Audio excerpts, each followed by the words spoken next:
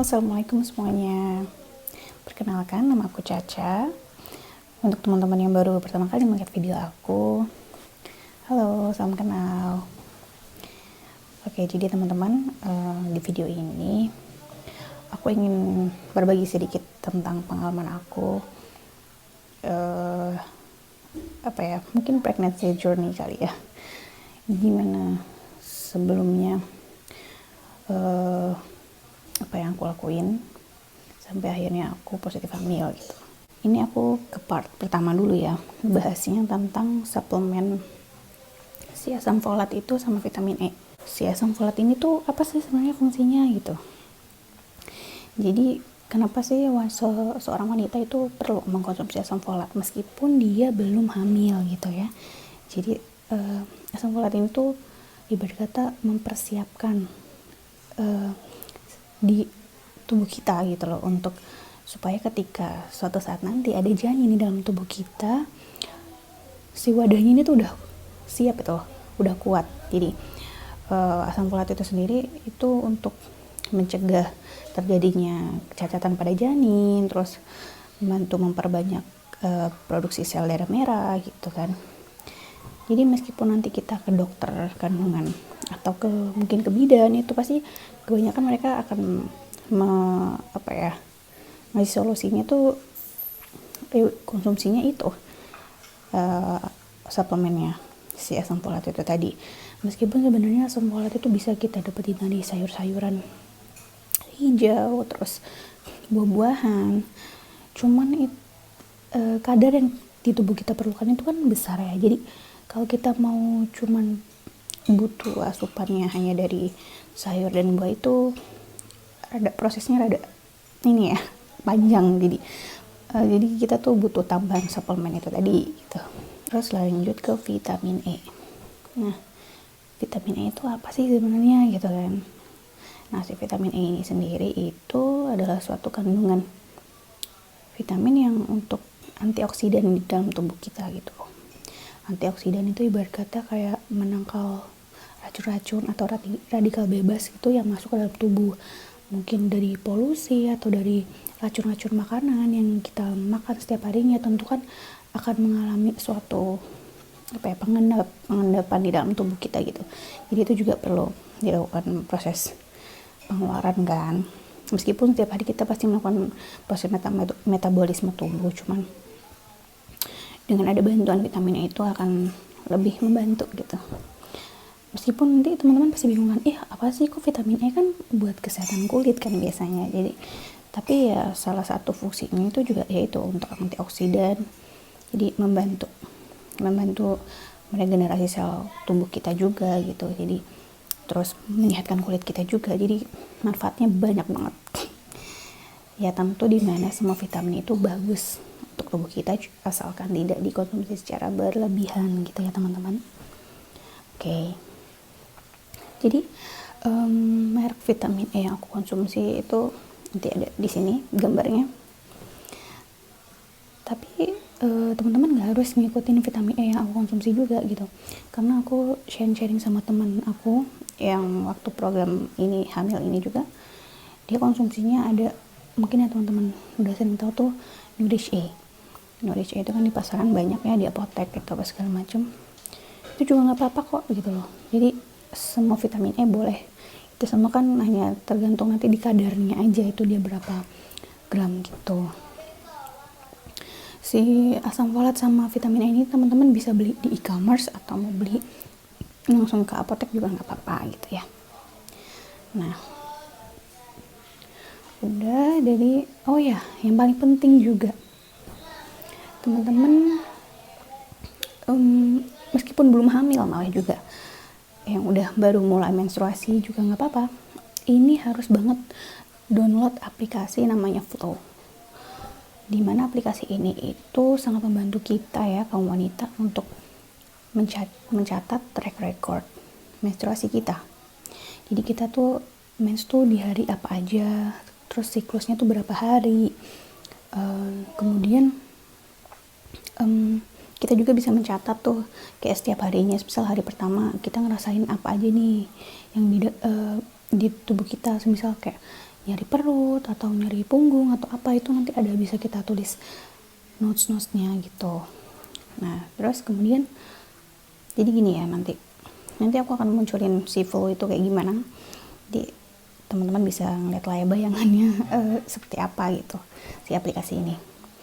Jadi aplikasinya tuh, jadi misal teman-teman menstruasi pada tanggal 1 Januari gitu, 1 Januari nanti kita tandain, kita login masuk sampai terus besokannya juga login terus, jadi ditandain. Nah itu nanti dia ada memperkirakan tuh kira-kira berapa hari nih kita menstruasi gitu. Nah setelah biasanya sih 5 hari gitu, ada juga yang 7 gitu kan orang-orang beda-beda ya. Terus dari situ nanti dia bisa ngitung tuh siklus ovulasi kita, ketemunya di tanggal berapa, biasanya hari ke-14 nya tuh di tanggal berapa. Dia akan ada lagi tanda-tandanya sendiri, notes-notesnya, jadi itu sangat mempermudah kita banget gitu. Karena sepengalaman aku sendiri, dari aplikasi itu aku jadi bisa tahu gitu kan, jadi siklus menstruasi aku lagi teratur atau enggak gitu. Terus si ovulasi itu terjadinya di hari apa gitu, dimana yang kita tahu kan ovulasi adalah hari dimana sel telur kita tuh siap untuk melakukan pembuahan gitu, untuk dimana sel telur bertemu dengan sel sperma, jadi bertemu akhirnya menjadi janin ya, bertemu jadi zigot dulu baru kemudian jadi janin gitu. Nah jadi itu kan sangat membantu ya untuk kita kaum perempuan yang ingin melakukan promil gitu, itu sangat membantu banget. Jadi silakan manfaatkan teknologi yang udah ada sekarang. Jadi selama aku sebelum menikah itu aku terus tuh mengkonsumsi asam folat itu tadi sama vitamin E. Kemudian dibarengi dengan minum susu sebelum hamil. Ada ini mereknya mungkin kalau di pasaran kebanyakan Prenagen Essensis itu ya, Prenagen, terus tipenya Essensis. Nanti itu ada banyak. Nah nanti aku munculin gambarnya di sini. Jadi gini polanya, si Folavit sama vitamin E itu tadi aku minum di pagi hari. Itu kan jadi kan soalnya sehari itu sekali ya masing-masing itu. Jadi aku minum di pagi barengan setelah makan gitu ya. Terus nanti sorenya itu aku minum susu Prenagen itu tadi gitu. Jadi sehari itu ada 2 pola itu tadi gitu. Udah tuh aku minum itu dari aku sebelum menikah sampai aku menikah, ibarat aku nikah 7 Juli itu tuh 6 bulan ya aku konsumsi itu terus. Sembari ya itu juga emang nggak pengen langsung punya anak sih, jadi setiap berhubungan juga pasti pakai pengaman atau segala macam gitu, sampai akhirnya kita tuh kayak ngelihat anak-anak kecil, bayi-bayi gitu, kayak ponakan apa segala macam, lucu ya. Terus akhirnya kita ke-trigger dong, pengen kan, kayak pengen dia udah ya udah dia ayo punya anak sendiri gitu. Terus akhirnya cobalah itu kan kita mulai berhubungan. Jadi hubungan pasti ovulasinya pas. Nah saat itu mungkin harusnya di bulan itu ketika ovulasi kan udah melakukan hubungan seksual, terus kemudian harusnya terjadi pembuahan, tapi Allah berkehendak lain, ternyata aku mengalami pendarahan gitu kan. Jadi dimana harusnya aku nggak ngeluarin darah.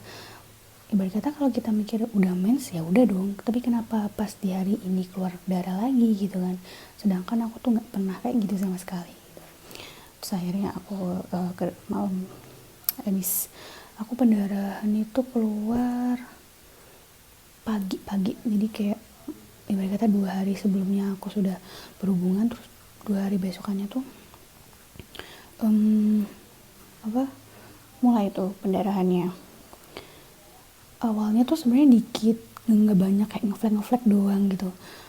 Terus perut juga nggak sakit-sakit banget gitu. Jadi nggak ada yang mikir aneh-aneh gitu lah ya. Mikirnya paling mungkin juga mens sisa atau gimana gitu.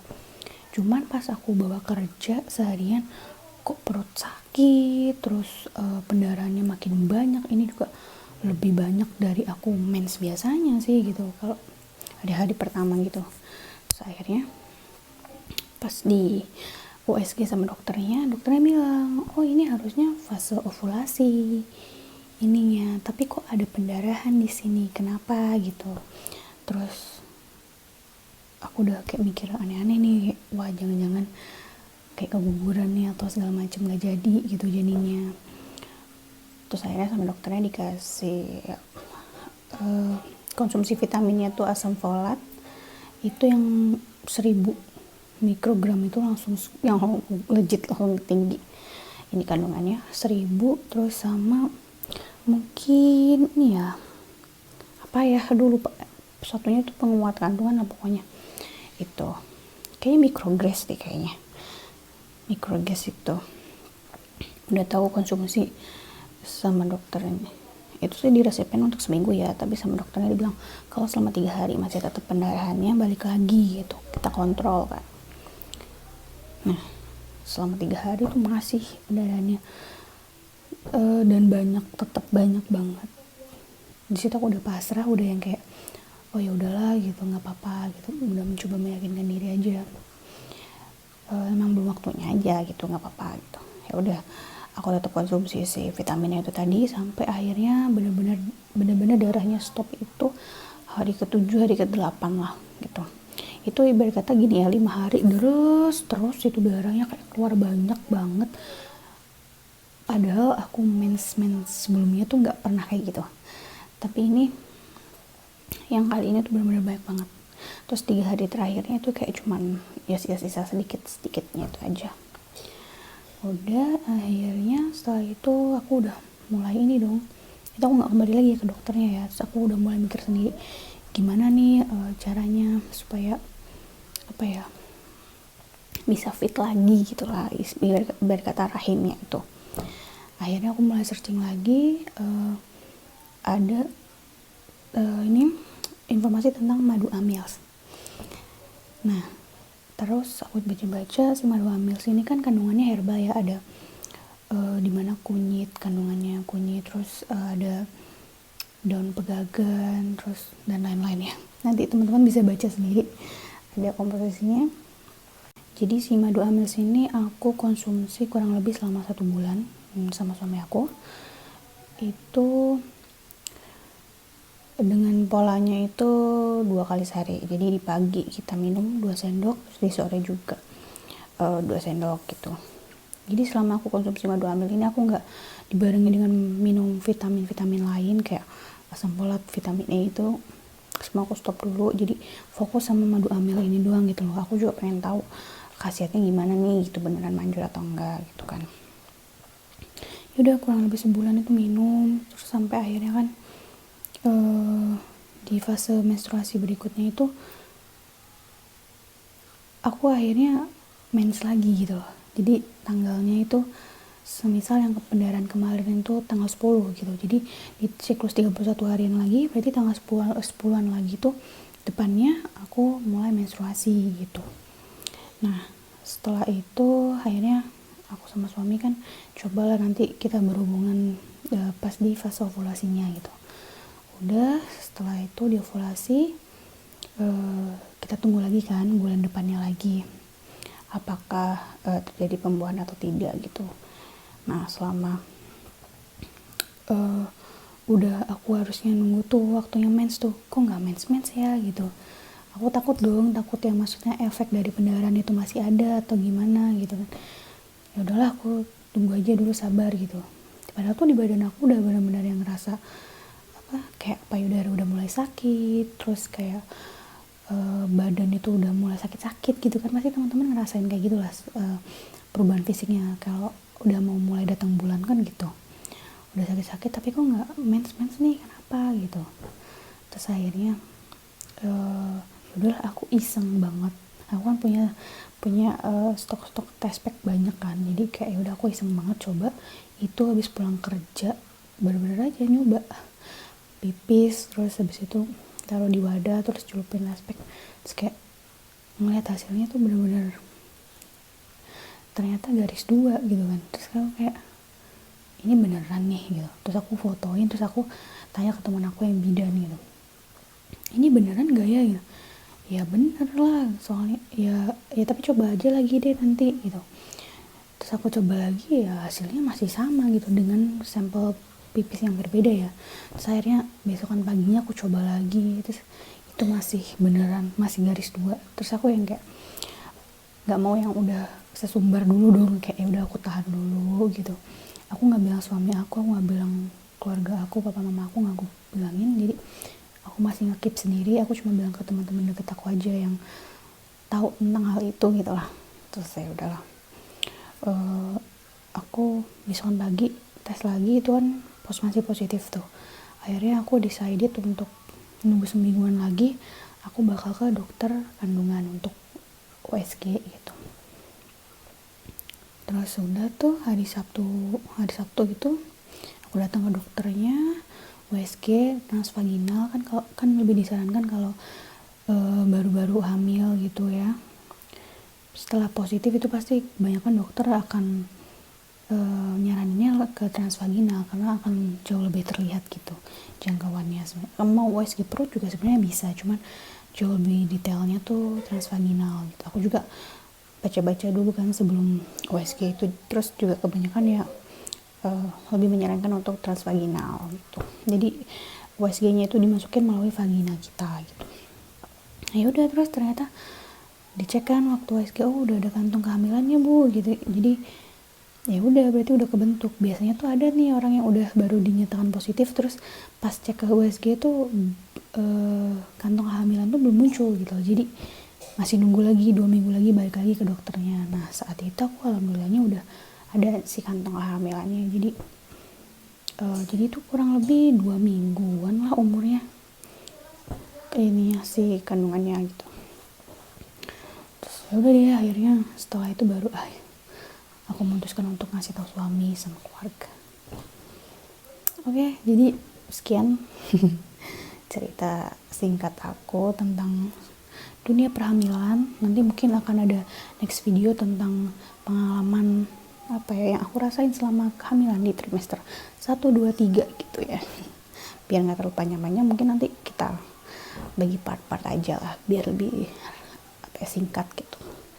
Oke, terima kasih teman-teman yang sudah menonton. Sampai jumpa di video berikutnya.